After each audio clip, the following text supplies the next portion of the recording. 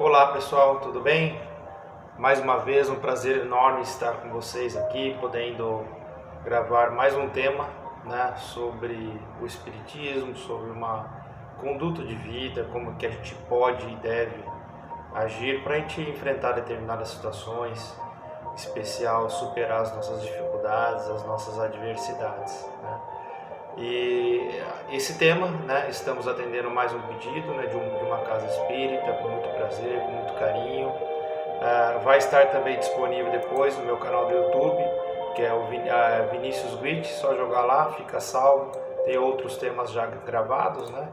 E eu costumo até, de uma forma muito simples, né, reforçar que os vídeos são gravados de forma caseira, aí, mais para ficar salvo e as pessoas puderem assistir novamente. Então, novamente, todos sejam bem-vindos a essa preleção, espero que gostem e que agregue de alguma forma na vida de vocês. O tema proposto pela casa para o tema de hoje é o capítulo 17 do Evangelho segundo o Espiritismo, Sede Perfeitos. Quando a gente trata desse tema perfeição, num primeiro momento, ele soa de forma muito intensa, de forma muito exigente para nós, né? Poxa, perfeição, malemar estamos fazendo feijão com arroz todos os dias, quiçá nós buscarmos uma perfeição. Perfeição do quê? Perfeição moral, perfeição material, uma perfeição física. Então fica já essa dúvida inicial. E se a gente já tentar tirar um primeiro entendimento na leitura do Evangelho, neste capítulo, a gente já compreende que não é isso que Jesus quis dizer, né? Jamais ele exigiria essa perfeição no sentido literal da palavra, porque é algo que a gente imagina que alguém perfeito seria o Criador, seria Deus. Então é algo surreal, inimaginável, nós buscarmos essa perfeição, mesmo que ao longo de N números de vidas aí para nós espíritas que acreditamos nessa sequência. Então o entendimento que ele tenta passar e dar para nós dessa perfeição, desse ser perfeito, é justamente a gente atrelar a nossa conduta de vida ao nosso auxílio, à nossa melhoria individual e ao próximo. Então quando ele fala nesse processo de melhoria individual e, consequentemente, melhoria coletiva, ele naturalmente destaca a caridade. Então, ser perfeito nesse conceito doutrinário, né, é você buscar a todo momento a caridade. Porque essa prática, esse exercício de ser caridoso, naturalmente te afastará do lado oposto. O lado oposto são os vícios, que eles, em sua grande maioria, surgem e vêm do orgulho e do egoísmo. Então olha que interessante, ele fala, busque o caminho da perfeição. Poxa, como que a gente vai buscar isso? Acordando cedo, trabalhando muito, sendo bom pai, sendo boa mãe, bom filho, ajudando o próximo, fazendo parte de grupos de voluntariado, enfim, toda aquela semântica, né, que a gente entende como o ideal de uma pessoa do bem, né? E ele resume de uma forma muito simples: seja caridoso, porque você ser caridoso na essência te afasta dos vícios, naturalmente do orgulho, do egoísmo, de todas outras mazelas espirituais das quais a gente carrega por muitas vidas. Então olha que interessante. Então esse entendimento de ser perfeito é viver uma vida caridosa. E aí a gente tem que começar a compreender o que seria viver essa vida caridosa. Algo interessante que essa vida caridosa nos traz também é controlar os nossos anseios, os nossos excessos em todas as ações, em todas as atitudes que nós tomamos. Porque tudo que a gente eleva ao excesso, a gente vai ter as consequências negativas que nos enfraquece psicologicamente e naturalmente nos afasta da caridade. Então a caridade, ela nos afasta dos vícios e nos afasta dos excessos. E isso que é importante nessa prática, nesse entendimento, na trilha, nessa busca à perfeição. E esse capítulo, como forma de explanar de uma forma assim, em forma de parábolas, em forma de texto explicativo para as pessoas na época do Cristo, ele traz a parábola do semeador. Eu vou até ler um trechinho aqui e em cima disso a gente vai explanando ponto a ponto, tentando extrair um entendimento mais profundo dessas passagens incluídas em trechos aí na parábola. Eis aí que saiu o que semeia a semear. E quando semeava, uma parte das sementes caiu junto à estrada, e vieram as aves do céu e comeram-na. Outra, porém, caiu em pedregulho, onde não tinha muita terra, e logo nasceu, porque não tinha altura de terra. Mas saindo o sol, se queimou, e porque não tinha raiz, secou. Outra igualmente caiu sobre os espinhos, e crescendo os espinhos, a afogaram. Outra, enfim, caiu em terra boa e dava fruto, havendo grãos que rendiam a 100 por 1, outros a 60, outros a 30. O que tem ouvidos de ouvir, ouça. Essa passagem está em Mateus. Então, veja bem, ele cita 4 momentos, 4 estágios evolutivos, estágios de transformação nosso enquanto espírito. Cada um vai estar no momento, cada um vai estar dentro desse estágio. Então, ele, através dessa parábola, ele traz uma figuração do como nós podemos caminhar, do como nós podemos semear e atingir determinados estágios evolutivos, sempre rumo a essa perfeição, que é o título, que é o tema da nossa preleção de hoje. Então, no primeiro momento, ele cita aquelas sementes que ficam pelo caminho, né? E de uma certa forma elas não germinam, né? Por não estar na terra, não tem nenhuma condição natural para isso. O que significa? Faz alusão a que estágio espiritual? Aqueles espíritos que ainda não absorveram, não compreenderam o motivo da vida, a essência da vida. Isso não quer dizer que são piores ou melhores do que ninguém. Simplesmente ainda não compreenderam qual o verdadeiro sentido da vida. E eles terão as mesmas oportunidades que todos nós de compreender e galgar o próximo passo. Depois a gente tem as sementes que caíram entre pedras, mas ali ainda assim tinha um pouco de terra e foi possível semear. Ela traz também a alusão para nós daqueles espíritos que de uma certa forma se empolgam, acreditam inicialmente num projeto de vida, num processo de mudança, num processo de crescimento, mas num primeiro obstáculo, numa primeira dificuldade, se esvai toda aquela motivação, já cai em depressão, muda a trilha que estava caminhando, dá aquela guinada, tudo caminhando para o bem e de repente numa primeira dificuldade, num primeiro obstáculo, numa primeira perda de um ente querido, num desemprego, num término de relacionamento, a pessoa desiste. E aí desistindo, vem o sol forte, vem as dores e realmente entra num processo autodestrutivo. Olha que interessante. Num terceiro momento, ela cai já numa terra razoavelmente boa, só que ela é cerceada pelos espinhos. Então ali, aquele espírito já tem um entendimento do que precisa para desenvolver, mas ainda ele se permite ser sufocado, ser espremido pelos vícios, pelo mal, pelos maus pensamentos, pelas más companhias, por um projeto que ainda não agrega na sua vida. Então, por mais que ele consiga crescer, desenvolver, ele vai estar sempre incomodado e sendo estrangulado por essas energias que não agregam e que estarão sempre ao seu entorno. Ainda falta um pouco para ele produzir de forma intensa. E por fim, no quarto exemplo que ele cita dentro dessa parábola, já é aquela semente que cai em terra boa, né? Umas já produzindo numa intensidade, outras um pouco mais, e outras já produzindo num nível de excelência. Aí já é a variação de maturidade de cada espírito.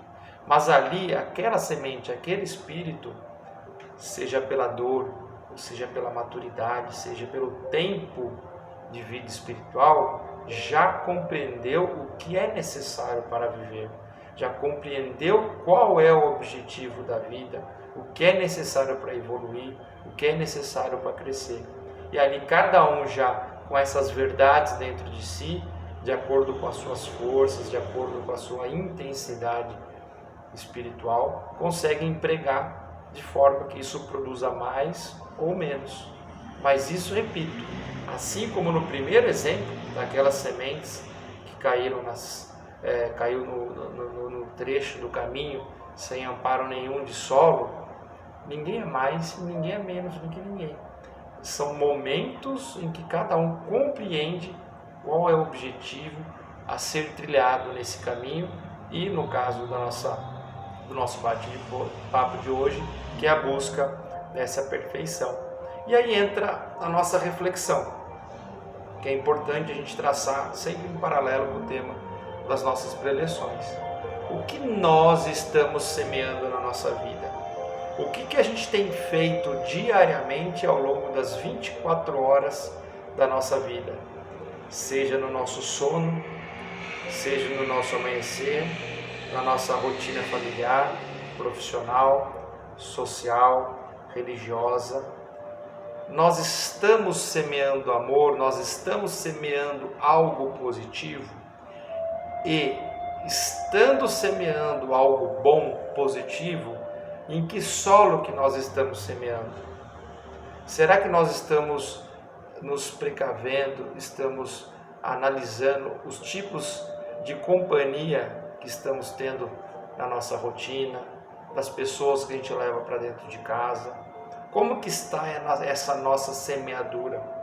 O que a gente vai colher amanhã? O que a gente vai colher mais tarde? Como que está o nosso corpo? Como que a gente está tratando o nosso corpo? Tirando qualquer avaliação de vaidade, questão estética, nós estamos falando da nossa ferramenta de trabalho. Se a gente vem com um propósito de vida e de objetivos aqui nessa encarnação, nossa ferramenta principal é o nosso corpo. E o que a gente tem feito por ele? Alimentação, horas de sono, exercícios. O que a gente faz pela nossa ferramenta principal?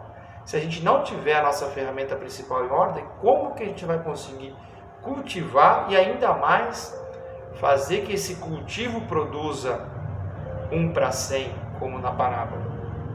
Imagina a gente ter que abrir 10, 20, 30 buracos dentro do jardim da nossa casa para plantar árvores, plantas, né, para quem gosta, se a gente não tem uma escavadeira, ou melhor ainda, se a gente tem uma escavadeira que vai quebrar no meio do serviço.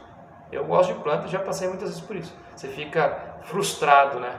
A gente tem uma meta, a gente tem um objetivo, vou fazer X buracos ao longo do meu dia livre aqui. Abre 1, 2, no terceiro quebra lá a escavadeira. Então, será que está prestes a quebrar o nosso corpo? Como que a gente está cuidando dele?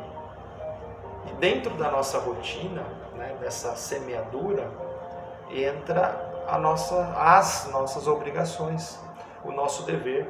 A gente tem uma situação dentro desse mundo democrático que a gente vive, que é algo muito forte, imbuído, né, é embutido dentro dos nossos pensamentos, que são os nossos direitos. Isso é formidável, todos nós termos os mais diversos direitos a serem protegidos e pleiteados. Mas e os nossos deveres? Isso a gente tem esquecido e de uma forma até proposital, deixando cair em esquecimento. Então, seja no âmbito político, seja nas obrigações dentro de casa, nossa obrigação como homem, como mulher, como ser humano, como pais, como filhos, como profissional, como voluntário. Como que a gente está tratando e lidando com as nossas obrigações, com o nosso dever? Antes de tudo, quando a gente vem para cá, a gente vem com o propósito de trabalhar. A gente vem com o propósito de agir. As benesses, os bônus, eles virão como consequência. Antes disso é o ônus, é o nosso dever, a nossa obrigação de produzir, de transformar. A gente ainda vive uma rotina preocupada a todo momento com os nossos créditos e com os nossos débitos, seja na questão financeira, na conta corrente, seja na nossa relação com Deus. quando de repente a gente perde um ente querido. Pai, por que você fez isso? Eu tinha tanto crédito com você, fiz tanto por uma entidade, fiz tanto por fulano, por cicrano, por beltrano. Por que você fez isso comigo? Eu não tinha crédito com você. Na nossa relação de amizade, um amigo termina, poxa, fiz tanto por esse amigo, eu tinha tanto crédito e ele me faz isso. Então ainda insistimos nessa relação contábil de débitos e créditos. Nós esquecemos que sempre a gente tem que acordar com o objetivo de fazer. E as consequências, os nossos créditos virão naturalmente, se for o nosso merecimento. E dentro desse processo de semeadura, nós acordando já com a obrigação de plantar, de semear, cultivar, para tudo isso nós temos que o quê? Potencializar as nossas virtudes. Porque a gente tendo já o senso de dever e de obrigação, acordei cedo, eu vou trabalhar, vou semear. Nós temos que ser eficientes para que essa produção renda mais. Eu preciso ter conhecimento para conhecer o solo que eu estou plantando, o tipo de semente que eu vou utilizar, como que eu vou regar essa semente. Então, as virtudes, elas também entram como um fator fundamental de nós identificarmos cada um dentro das suas características espirituais e buscar potencializá-la cada vez mais. Poxa, se eu tenho a simpatia, vamos estimular essa simpatia como característica minha. Se eu sou uma pessoa que tenho facilidade em perdoar, que eu consiga perdoar cada vez mais o meu próximo. Se eu sou uma pessoa de extrema bondade, que eu tenho facilidade em renúncia, que eu sou uma pessoa tolerante, intensifique esses sentimentos, essas virtudes, que isso facilitará nesse caminho, nessa busca de melhoria, nessa busca da perfeição. E no livro, na pergunta 893 do Livro dos Espíritos, falando sobre virtude, eu destaco um trecho aqui para completar o nosso raciocínio. Há virtude sempre que há resistência voluntária ao arrastamento das más tendências. Olha que interessante, ele não falou lá atrás, no conceito inicial de ser perfeito. Que ser perfeito é praticar a caridade, porque afasta do egoísmo, dos vícios. Olha como vai completando e fechando o raciocínio. Continuando. Mas a sublimidade da virtude consiste no sacrifício do interesse pessoal para o bem do próximo, sem segundas intenções. A mais meritória é aquela que se baseia na caridade mais desinteressada. Então aí a gente vai fechando a forma de como caminhar para buscar essa perfeição, né? Tendo essa clareza das nossas obrigações, do nosso dever, sempre atrelado às nossas virtudes. E aí entra uma situação interessante, a preocupação às vezes que paira entre nós, das diferenças entre espíritos. Aquele fulano é muito mais do que eu, seja inteligência, seja em questão financeira, incompetência. O fulano é muito menos, a pessoa é pobre de espírito, pobre da matéria. É a questão do nivelamento psicológico, a questão de espíritos superiores, espíritos inferiores. Essa graduação espiritual ela é uma consequência natural das diferenças de cada um. Isso não quer dizer que um é mais ou é menos, é melhor ou pior que o outro. É o momento que cada um se encontra. As responsabilidades e as consequências pesam tanto para um quanto para outro. Aquele que é mais do que alguém, ele já tem uma responsabilidade maior e será cobrado por isso. Assim como aquele que é menos, ele também dentro das suas limitações, dentro das suas características, terá a sua cobrança, terá a sua responsabilidade espiritual dentro da sua própria evolução.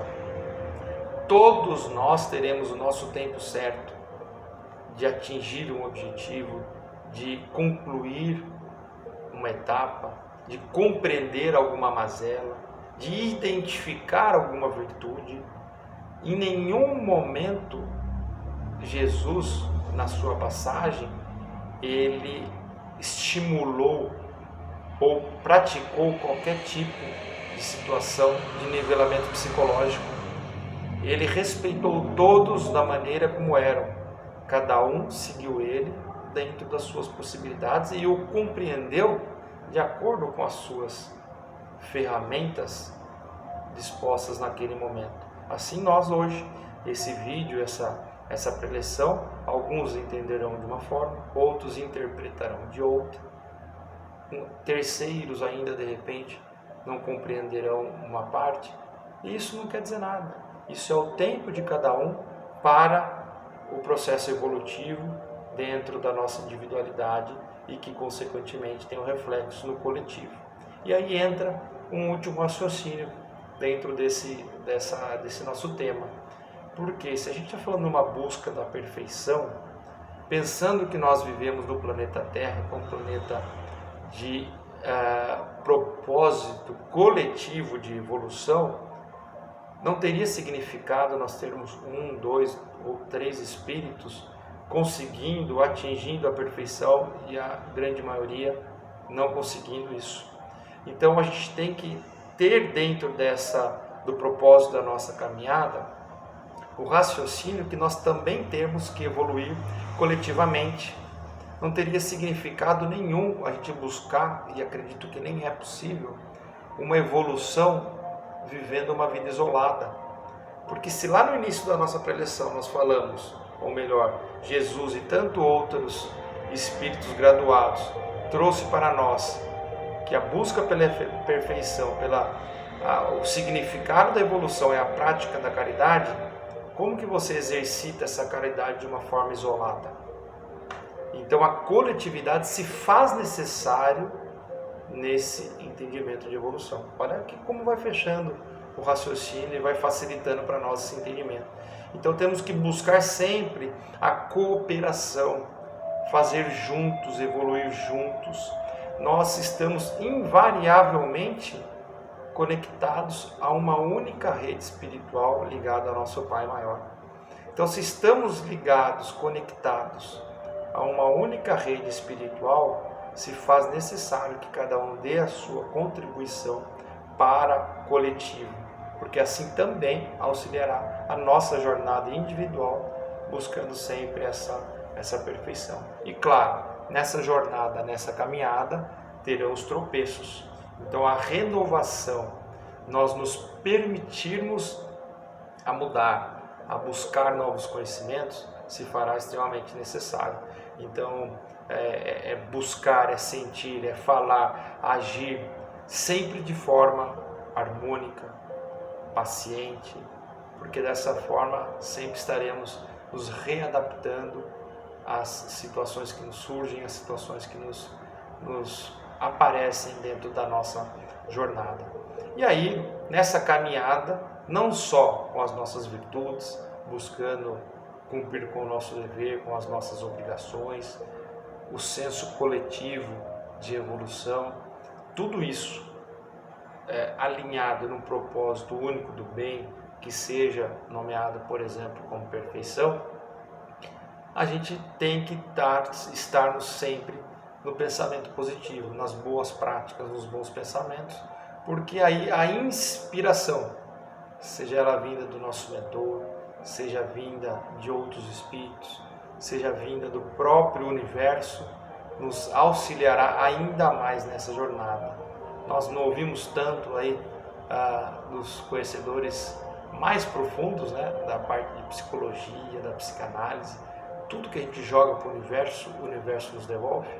Então, a gente ter essa convicção de melhorar a cada dia, também teremos como um bônus extra essa inspiração do nosso mentor, dos espíritos que estão à nossa volta. E olha que interessante a força do pensamento nessa jornada de busca pela nossa melhoria individual.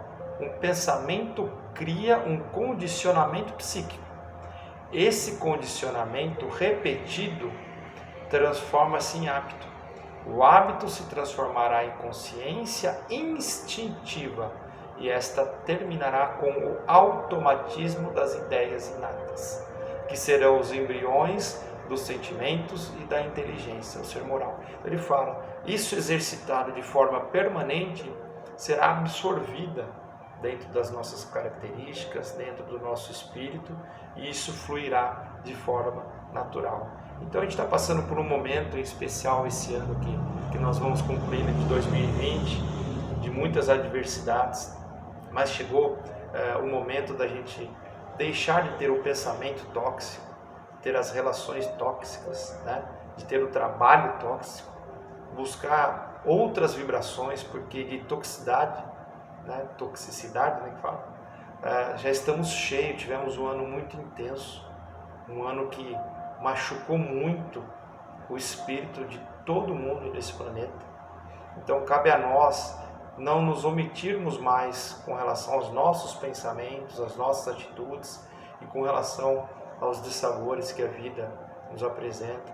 Vamos ter cabeça erguida, vamos ter convicção, vamos ter segurança, vamos nos escorar em Deus, nessa força maior, naquelas pessoas que amam a gente, que estão à nossa volta, para a gente juntos conseguir superar um momento de dificuldade, né, consolidar as nossas virtudes, potencializá-las, né, a gente se apegar à fé, porque cada um de nós oferecer um pouquinho a mais, com certeza a gente muda todo um cenário degradante, e tenho certeza que essa fé, esse otimismo, ele vai nos fortalecer como nunca para a sequência da nossa jornada. Então, mais uma vez, eu agradeço a oportunidade de estar gravando um vídeo para vocês, espero que vocês tenham gostado. Quem não está inscrito no canal, inscrevam-se lá, de tempos em tempos, de acordo com a possibilidade, de forma muito caseira, como eu falei no início, eu gravo os vídeos e deixo lá para a nossa reflexão. Fiquem em paz, um super beijo no coração de vocês e uma excelente semana a toda a família.